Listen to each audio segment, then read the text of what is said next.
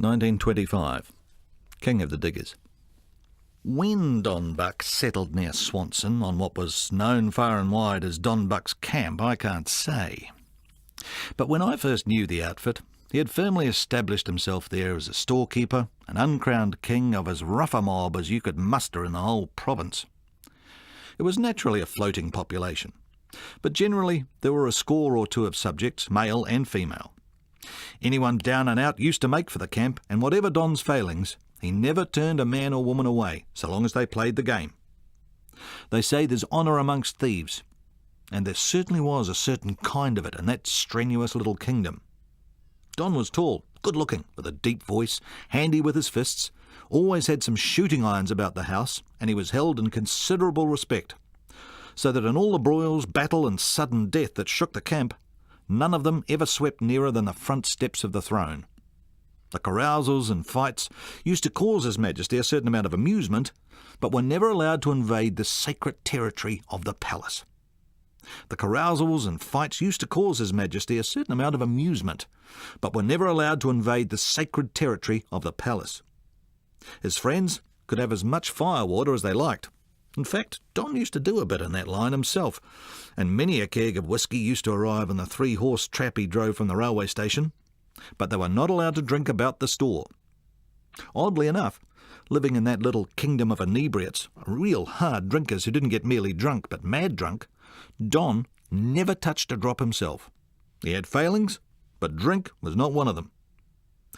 Visits of the police were common at the camp, and some of the mounted men used to tell queer tales of the goings-on they were sent to investigate. Eventually, things got so bad that they had to clear out the whole nest of frail folks. It was after the affair of the drunken man who fell in the fire and was burned to death that the end came. Once deprived of his subjects, Don seemed to lose all zest for life. First he got a cold, and then dropsy set in, and at the comparatively early age of 56, or perhaps less, he passed away.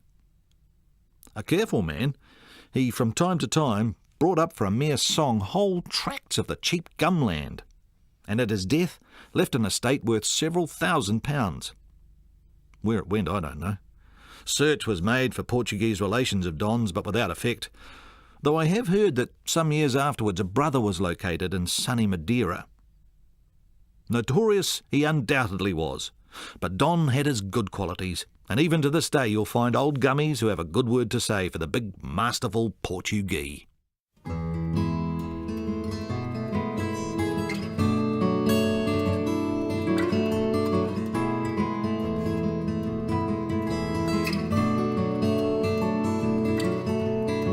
West and away from Auckland town, a man rode out one day.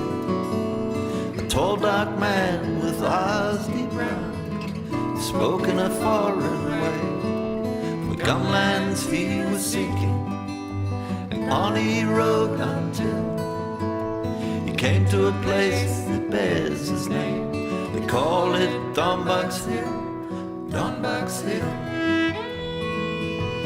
Don Buck's Hill. And I asked the old gum digger, he shook his frosted head. There weren't the true gum diggers there. On Don Buck's Hill, he said, just wasters there and ne'er-do-wells who cut up rough in town. We're told to quit the boundaries before the sun went down. The sun went down. The sun went down.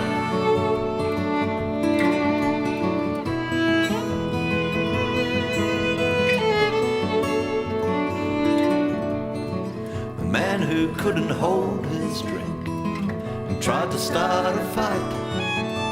Remittance man, his check all spent, no bed for the night.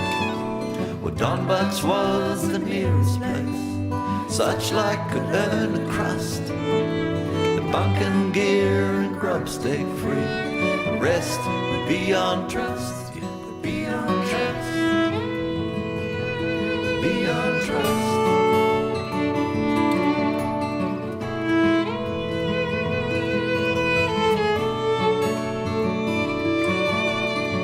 Don Buck was tough but he was fair. He treated each man the same, never asking the whys or wherefores, or even a fellow's name. He lived in a fair-sized bunkhouse, the ditch and wall around, where he weighed the gum they brought him. He paid them by the pound, he paid them by the pound, paid them by the pound.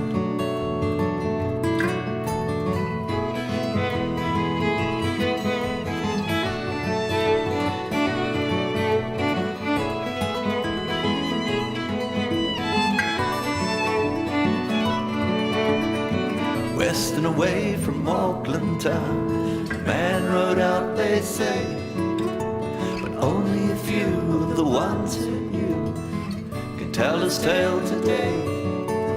The others lie forgotten in graves unmarked, uncrossed, and the digger's gear is rusted, the story ever lost.